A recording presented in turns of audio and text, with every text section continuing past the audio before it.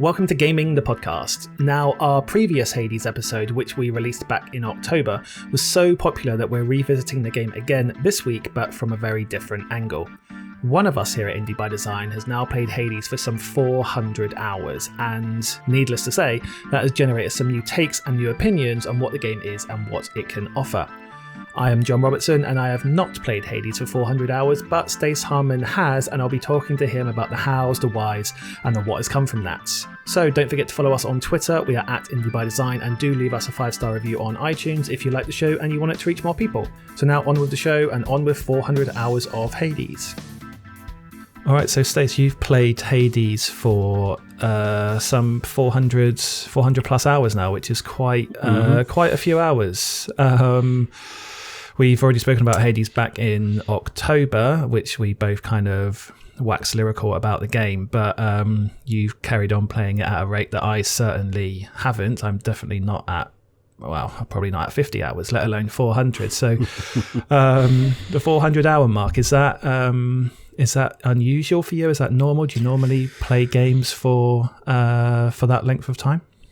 No, I mean, it's certainly unusual. It's not something that I expected to do when I started Hades. I think it's in kind of quite auspicious company with things like Civilization, the Civilization series, but Civilization 5 and 6. I've played hundreds of hours of both of those. Hearthstone, probably played hundreds of hours of that. I don't have the stats for that, but yeah, so it wasn't a game that when I first got it, I kind of almost picked it up on a whim. I like the look of it, I like the sound of it, and so I picked it up and started playing it. And yeah, it's funny to look back, for me, it's funny to look back on that episode that we did back in October about what makes Hades so good, because since then there's been a huge evolution in both me as a Hades player and the way that I play Hades. And it's interesting to have that milestone, that kind of marker in my Hades journey to go back and listen to and look at and realize that,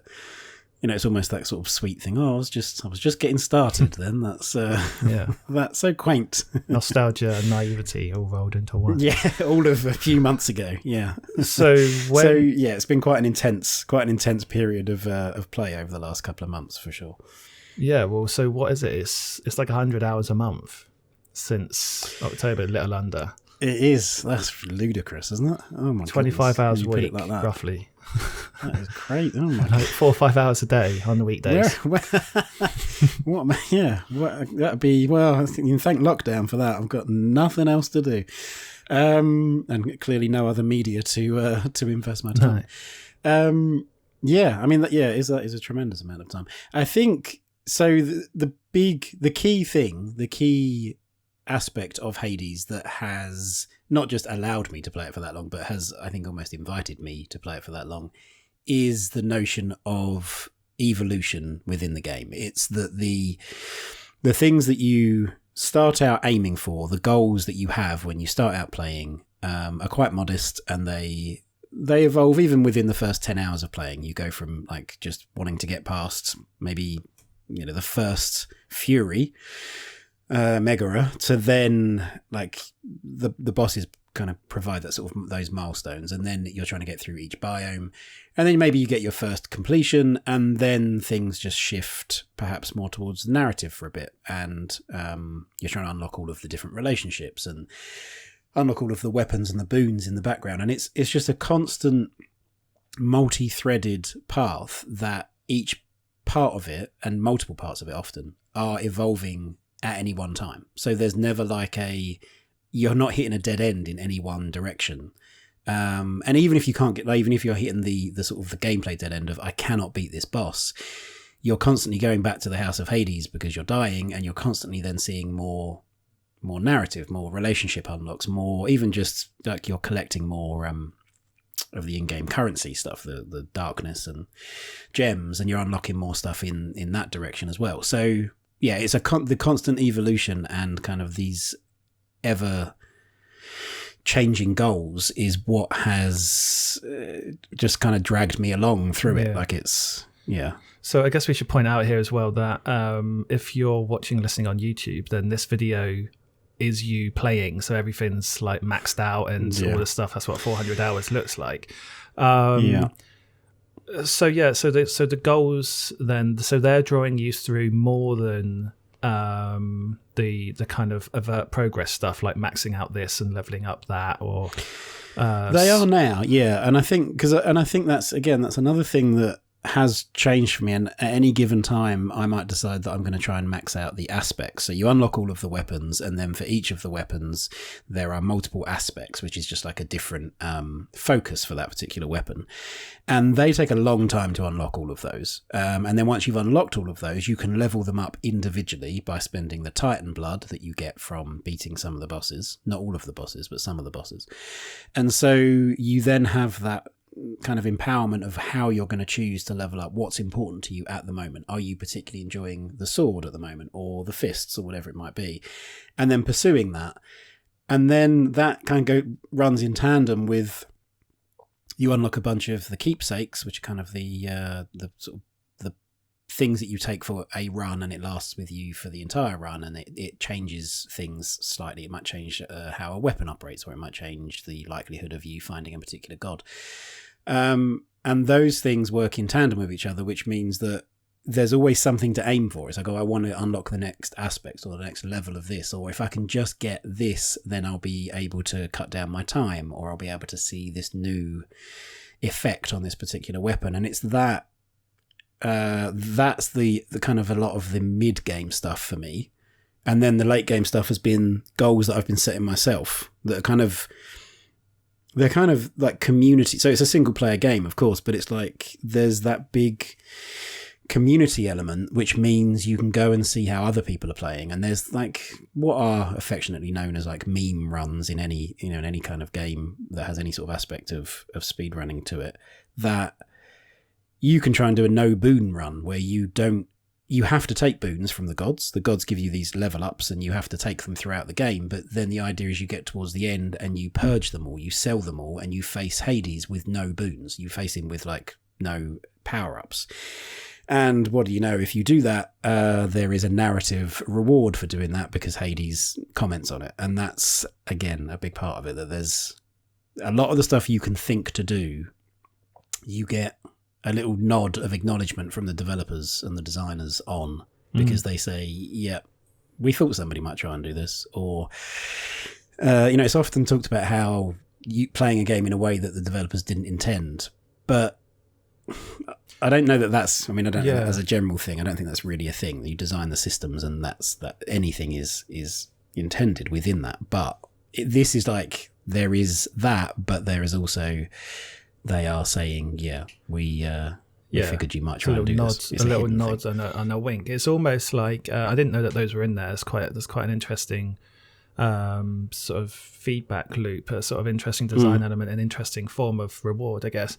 And I didn't know that those were in there. It almost reminds me of like the early days of achievements and trophies when, developers would have like a hidden trophy or whatever. My games obviously still do have hidden trophies, but and then you get the trophy rewards and to add to your stats or whatever. But it almost kind of feels like a bit like that. Like, oh yeah, well done for trying that like weird thing. And now here's a little rewards that's not a challenge and a trophy. It's just like kind of inbuilt to your game. Yeah. But if you're really into that game and you're really into like that world building and seeing the different things that the world offer, then that's quite it's quite meaningful. It's almost like the game is on the journey with you, I suppose, rather than just this kind of standoff, isolated. Someone on Reddit decided to challenge me to this and I've done it thing. Like the game's playing with you and that.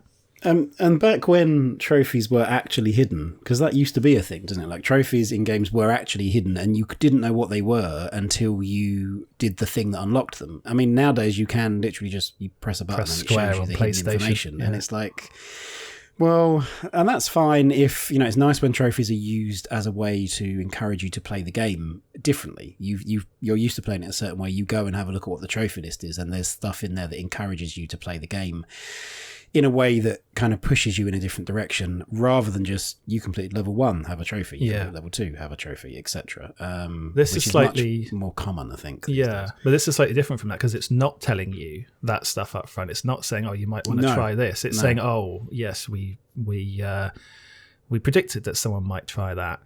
I wonder if they're adding stuff in afterwards. Like people are trying this stuff and they see someone on YouTube or Reddit do it or whatever, and then they're just doing a little update that's like, oh, add a line of dialogue. I mean, very possibly. Like the update notes, so they've done a bunch of updates, and so of course Hades was in early access. That's another thing to say. So it's been in early access for a couple of years. And there's been a huge amount of iteration in that. I didn't start playing it until the version 1.0 release, the kind of the full retail version. And I first picked it up on Switch because I knew that I was going to be able to put the most time into it on Switch rather than PC. There's been a lot of iteration. There's been a lot of feedback within that for sure. But I'm kind of simultaneously, I'm curious as to what the early days of Hades looked like. I'd be interested to see, go back and look at videos of gameplay and how the pacing and the flow of the game has developed throughout early access. But also, just as a player, I'm quite pleased that I just get the benefit of all of that, and I pick up kind of the finished version, as it were, and I just get to play like the best it's ever been. Because, it just feels like I kind of benefit from a lot of from everybody else's input and feedback. But there may be stuff they've added. Certainly they've done updates since, which are now I think the last one was a couple of weeks ago, in fact early Feb at this point. There's the fact that it responds to what you're doing and to how people are playing, I think is just another little thing to keep you going. And not everything is acknowledged, but it does make you potentially then think, well, if that was, then maybe this will be. Yeah. I wonder on the, given you played it for so long, and then, there are these challenges that kind of, I'm guessing in most instances, the challenges make your life more difficult rather than easier, like purging all of the boons and stuff. If you just play through a normal run and you don't challenge yourself in this way, is the game still challenging at all, or have you just mastered all the attack patterns for the enemies now? And I know the enemies are randomized a bit throughout the different zones, but each individual enemy is the same. So do you just know, what's that like? Are you still can you just beat everyone? Do you know exactly what they can and can't do? Are you able to trick them or overcome them? Well, just sort of by muscle memory? I mean, I imagine. So this is part of this thing of the evolution and the goals changing, because I'm sure if I went back and played a zero heat run, as it would be called, so there's a pact of punishment that you get upon completing the game a certain number of times, and then you can change the difficulty of various different things. You can give enemies more health, you can make them quicker, you can give yourself fewer boon choices, you can give yourself less healing, all of this stuff. And so then that changes with you as you play. Again, that feeds back into the reward system. For each weapon, you can get up to 20 heat. I haven't played a zero heat run for a very, very long time. So that would be what is effectively the base game, but I would be massively powered up because I've leveled up all of my weapons. So I haven't played like that for I don't know how long, since shortly after completing it, probably for the first or second time. So what my runs are now, and the run that we've got running alongside this audio on YouTube, is I think it's a 19 heat run with the fists. And so that is, I think proportionately, that's the equivalent of maybe like a new player playing it, because you can still be surprised by the enemies. You can give them actual perks that mean that they do things that make your life a lot harder. And it's not always going to be that this type of enemy does this type of thing. So there is still that unpredictability. There's kind of the controlled RNG element of it, like the random number generator, where it feels like it's just being made up on the fly, but there's a controlled aspect of that because you get to choose how you make the game harder. You get to choose, and that changes depending on what weapon you're using. So there's so many interlaced and interconnected systems that it's not, and it's so very well balanced as well, that it works almost for whatever kind of run you want to do on any given day. You can tailor that to your experience. You can just go and feel super powerful, or you can really challenge yourself, or you can put a super strict time limit on your run, or like, there's just, it really is kind of that bespoke experience that I think is again part of what's kept me coming back so many times and for so many hours. And it sounds like maybe, well, I don't know, you tell me, is it is it attractive to go through and play just as like, you know, like how you would have been on run number 1 starting a fresh game, you know, just like a completely naked character with no boons, no upgrades, no anything, none of those systems kind of layered on top? Is that an attractive proposition now, or would the game feel kind of shallow and lost without all of the ability to kind of customize it using all of those systems? Well, yeah, I mean that's an interesting thought experiment, and it's something I have thought about doing. I've thought about doing basically a fresh save play and going back and starting the game again. You have 3 save slots on on your profile, so going back and starting the game again, partly to remind myself of exactly how things unlock, because you certainly don't get everything, you know, even within the first 10 or 20 hours. And also to see how it feels in terms of challenge. And I wonder, would it feel limiting? Because even just the number of dashes you can perform and stuff like that, it scales up, but never really to a point, unless you want it to, where you feel overpowered. Like, my runs don't always end in success, for example. It's not like it's just a given that I'm going to complete it, and it's a question of how do I want to complete it. There is still that challenge, and that challenge, I think, is a key part to it. Otherwise it would, I think it would be easier to exhaust all of the options if there wasn't that risk reward element of, you know, I'm going to give this a try and maybe it'll work, maybe it won't. So yeah, I haven't gone back and started a fresh one. I was thinking about doing that on Twitch actually, so it may be a thing that I do. But even that, there's like speedrunners now who are doing that. Speedrunners who have played for much longer than I have, who are going back and doing a speedrun challenge that involves them starting from scratch and completing the game, getting to the end credits, which you only do once you've completed the game multiple times. So yeah, again, it's like everybody has the way that you want to play is probably catered for. You can probably go and find videos on people doing these outside of the box things, because it's such a flexible system that it encourages you and allows you to do that. So yeah, my runs these days tend to be higher heat runs where the game is more difficult.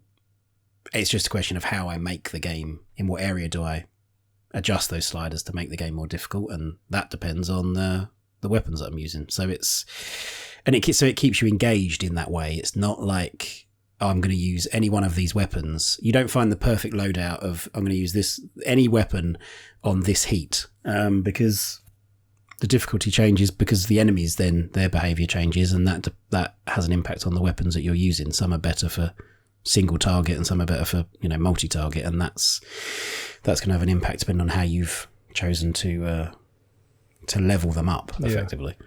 I mean, even with that customization and the different sliders to make the game difficult or easier in different areas, are there still areas of the game that you in general terms find easier or more difficult? Like, is there a certain boss or a certain area, a certain zone that you die on more often than others, or is it kind of already evened out at this point? I think the first 2 areas, it's reasonably, so that's Tartarus and Asphodel. It's generally, I'm generally going to get through both of those without really any issue. But because of the way that my goals have changed, that means these days getting through Asphodel probably in under 10 minutes. So my best runs, I've got, I think, a sub 20-minute run, which in terms of speed running is nothing, is like nowhere near competitive. But it's, you know, it's good for me. It's competitive for me. But so if I'm doing that, then I'm looking to be getting through Asphodel within 10 minutes. The Champions of Elysium, which are it's Theseus and the Bull of Minos, or Minos, depending on your preference. They got some of the coolest character designs, those two. Yeah, and their dynamic is really awesome as well, and the relationship stuff that exists between those two is interesting to explore. It's not just like throwaway. Those are the ones that, depending on my build, I'm probably I pay the most attention to, because again, because of the way that I run with the higher heat, they now have evolved. So Theseus is in a chariot, and has got guns, and the bull has got this big golden set of armor on, and he does different attacks because I've made him. That's the extreme measures heat element. And they comment on that. You put that on them, and then they comment on the fact they've got new equipment to fight you with, and then Zagreus shoots back that they've got that equipment because he has entered into this pact of punishment. So it's all of those mechanical things and all the elements of a game that are effectively outside of the game. The making it harder, what weapons are you going to use, what kind of run are you going to do, and Supergiant has brought the vast majority of that, if not all of it, into the game. There's some narrative reward or some narrative commentary on it. The music in the game, which is awesome, is played by Orpheus, the court musician, and even just getting him to play the music is its own set of its own narrative thread. So there's that I think all of that means I connect to it a lot more. I kind of respond to it. I have an emotional response to it. Which again is a thing that ties me to games far more than being able to say, yeah, that game is awesome, or I can really test myself. There's definitely an emotional response that I have to it that allows me to keep coming back and not really ever feeling bored. So yeah, what do you think the core of that emotional response is to this game? Is it the narrative stuff more than the systems side, or is it a combination of both, or what is it that's emotionally engaging and intriguing in this game that isn't in other, say, roguelikes? I don't think you spent another 400 hours in another roguelike. No, what's different? Yeah. So I played a lot of Rogue Legacy, I played a lot of Spelunky, I played a lot of Dead Cells, perhaps not to the same extent as those first two. But and I've not had that same reaction to those. I think it's a combination of all of those things. It is a systems-based thing. It's how the game makes me feel while I'm playing it. It makes, it's like there's a gambling element of it. There's I am going to take a punt on this. I'm going to try and put together this crazy build and see if that pays off. And there's a engagement on that level of either that went really well or that went spectacularly badly, which has its own set of kind of rewards. Yeah. And you learn from it, hopefully. Yeah. And I've got it's the only game at the moment that I've got notes on my phone about Hades build ideas that I make notes when I'm not playing the game about. I could do that one, and that one. So it's actually more than 400 hours if you include all of that. In terms of my actual engagement with the game, yeah. And then there's the videos that I've watched. I mean, yeah, it's ludicrous. And I've bought it on PC and Switch. And it's cross save that's been implemented, which is great. So I am kind of, and again, even that as a singular point, there aren't many games that I buy multiple times. So there's definitely something drawing me in.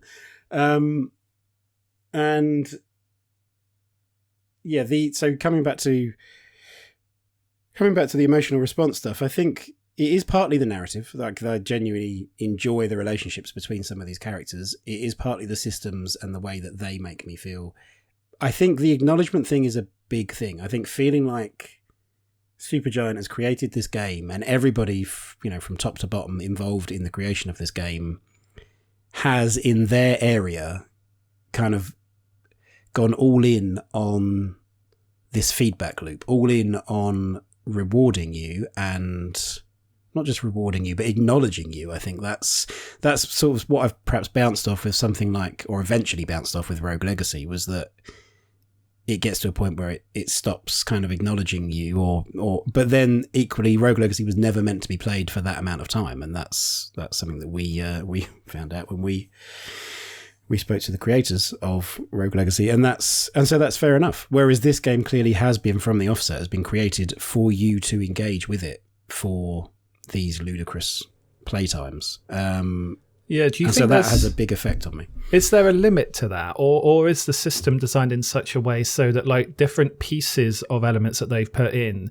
can be kind of can be fitted into each other so that there's always a new form of a reward or a piece of narrative feedback coming, even if it hasn't been explicitly written in that way. It's, you know what I mean? It's just like little pieces of the puzzle can be rearranged to fit. So it always feels like there's a system in which there's more quantity than the actual pieces of input that are coming in because it's being rearranged. Yeah, I think so because it feels a bit like actually you explaining it or like asking about it in that way, it makes me liken it to something like a game of Tetris where you are in the very short term building something up and getting things in place. And then once you've triggered that particular thing that you're trying to achieve, that then clears those things out and doesn't just make way for other things, it actually sets up other things. And so that I think is happening where there's particular systems and particular elements of it that are there that once you've gone a certain way down that path, that will then trigger other things to kind of start even, and that can happen after dozens and dozens, if not hundreds of hours. So yeah, there's definitely a kind of front loading of everything, putting everything into the game, and then you'll see it at different times. So I might see it at a different time to you, and that depends on how we've played the game. And so, yeah, I think it's kind of been, despite everything being so closely tied together, it's like there are these different containers at the top that drop their stuff out at different times. And once you've got to X point on here, it will trigger another sort of drop over here. And so it's there's still stuff for me to unlock, 400 hours in. There's still some runs to do. There's still some, I was looking at like the stats, because it's got in-game stats for basically everything. And that, going back to that like trophy idea of making you play in a certain way, looking at those stats, I haven't actually done a run where I've finished it with X keepsake. So I'm going to do that. And maybe because of it's got form for it, maybe that will be commented on in the game. I mean, maybe it won't be, but it's, even if it isn't, the fact that I've got access to those stats and I can look at like the way that I've played most heavily and maybe deliberately try and skew away from that for a different experience is, there's just all this stuff that's put in place that it just drip feeds constantly. And it really is something that I think that I respond to very well, evidently very well, if I'm now 400 hours in. Yeah. So that's interesting. So looking at those stats and then reacting to that, maybe trying to like do things that are counter to that. Is that something that you do a lot? So do you actively try to experiment in that way based on, okay, I've got lots of experience here, so I'm going to park that for a bit, and then I'm going to try to just focus more on this other area where I've put less effort into, or whatever it might be. No, it is for sure, and that's why I think my favourite weapons have changed over time, because I've at some point not been able to see how a certain weapon, maybe the spear or the gun, could possibly be as much fun. But then I've kind of, because of that, because I can look at those stats and see, well, I've done X number of runs with these weapons and not nearly as many with these. I'm going to deliberately explore that. I'm going to kind of go the offbeat route based on the way that I've been playing. And I do a similar thing. I have some of that in Hearthstone, where I'm kind of almost counter-intuitively, maybe, but I don't really pursue whatever the most popular decks are. I'm not really I'm more interested in trying to make slightly awkward combinations of things work, because when they do, it feels more rewarding than just like going online, finding what the most powerful deck is at the moment and then playing with that over and over again. I'm not, I want to win in Hearthstone, but I want to kind of find that quirky combination that isn't considered to be particularly effective and find a way to make that work based on assembling that deck. And there's definitely a similarity with Hades, going and finding the things that don't seem like they are the most powerful and making that work. But that wasn't something I started out doing, for sure. That was, that's a thing that has evolved over time and has changed as I've come to understand the game more. And kind of, that notion of like knowing the rules to then be able to break them, or at least be able to use them in almost suboptimal ways. Yeah, yeah. You're the kind of person. You're the kind of person who wouldn't fry a steak in a frying pan because everyone does it. You'd fry it on an iron instead.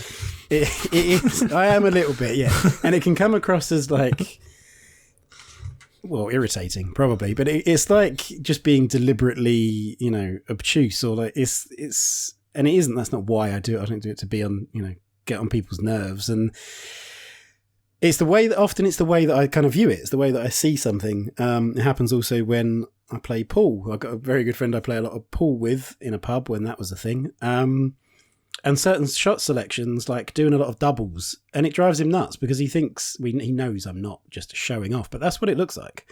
But to me, that's how I see it. I look at the shot, and it's like the most obvious shot for me to do here is a double. And it might not work, but I have to play that rather than trying to cut the ball in or something like that. So there is, and I do take some pleasure in that, not in like other people's reaction to it, but in doing it and it paying off. And if it doesn't pay off, then I kind of shrug my shoulders. But it looks like I'm just being, potentially it looks like I'm being even arrogant. It's like, well, why would you do that? Like, do it the easy way. So, well, that for me is the easy way. That's how I view it. And that's, it's certainly the same way with some of these games that I'm talking about, Hades and Hearthstone. It's like maybe making things more difficult than it looks like they need to be, but taking some enjoyment and pleasure from that. So, So, I mean, we're nearly out of time, but on the different form of enjoyment and pleasure then. So one of the things that we spoke about in the October Hades episode, and what one of the things that a lot of people have commented on is just on a purely aesthetic level, like how good it looks, how good it sounds, how good it is, how smooth it is, and all that stuff. Is are the audios, are the visuals, is the audio still impactful in that way, or is it kind of just blended into kind of window dressing at this point that you've seen it so often? Yeah, I mean, you would think it would. But somehow there's still audio tracks that like I will put on, and they, I'll put them on in the house. There's a like sheet music you can put on, Orpheus will play. Oh, I thought you meant your house. So just like you just have it playing when you're not playing the game. I've got the soundtrack on YouTube. On YouTube Music, I've got a saved playlist of the soundtrack, and. Yeah, and I bought the PC version that I bought. I'm pretty sure came with the soundtrack. The Steam version came with the soundtrack. So yes, I do still take a lot from that, and the visuals. I mean, they're kind of that comic book style, but not in a. I don't really ever just gloss over them. So I will every now and then. I'll like, I don't know, Poseidon or Dionysus or Artemis are probably three of my favourite visually, and they'll crop up, and I'll just like I will actually actively look at them. I will pay attention to them, and I do, and every now and then I'll still occasionally notice details, very small details on their armor, or on their like, they've got a little, Artemis has got this little bird on her bow, or whatever it might be, and so and that is a big part of. I think if it was less interesting and less attractive to look at and to listen to, that would diminish the emotional response that I have to it, which would probably over time lessen the enjoyment and the appeal that I get to it from it rather. So that is still a big part of it, and that's somebody should do an art book for all of Supergiant's games. Somebody like Hades, us, probably. Maybe somebody like us. Supergiant, if you're listening. So I mean, time's up pretty much, but so 400 hours then. I can't remember how many hours you'd played last time. Was it like touching 100 by the time when we spoke about it in October? I don't remember honestly, but I think it must have been. It just surely must have been, but I think I was probably somewhere up to around somewhere like, I don't know, 50 odd, maybe 60 runs or something. So maybe about 100 hours. Perhaps it was a bit more than that. And then I think at the end of that you said it's another 100 or however many hours it was. So would you reckon another 400 hours here can hit 1,000 hours? Honestly, I mean, I couldn't predict. Honestly, I would say no, that would be ridiculous, but I didn't ever think I would get to 400 hours. So possibly. I mean, if I start really trying to do this, get into the speedrunning aspect, then maybe, because I'm sub 20 minutes, but that's it. That's enough. People are completing the game in 6 minutes, 6 minutes. So if I go down that path, then it could be, playing this game forever. We'll do a third Hades episode when you've got the world record speed run for some combination of booms and whatever. All right. Challenge accepted. So come and join us again in 4 months' time when we'll be talking about what Hades is like after 800 hours of play and, hopefully, how it feels to be a speedrunning world champion. So, how many hours of Hades have you played, and how has your experience changed over that time? Come and let us know on Twitter. It'll be interesting to hear your experiences. We are at Indie by Design on all social media platforms, so come and hit us up. If you're interested in our video game art, design and history books, then do visit indiebydesign.net, where you'll find all the info on our current books, and you can find a link to take advantage of the pre-order bonuses for 20 Double Fine Years, which is our tome of everything Tim Schafer and Double Fine Productions, from Psychonauts 1 and 2 to Grim Fandango, Brutal Legend to Broken Age, and everything in between. Cheers, and we'll see you again next week.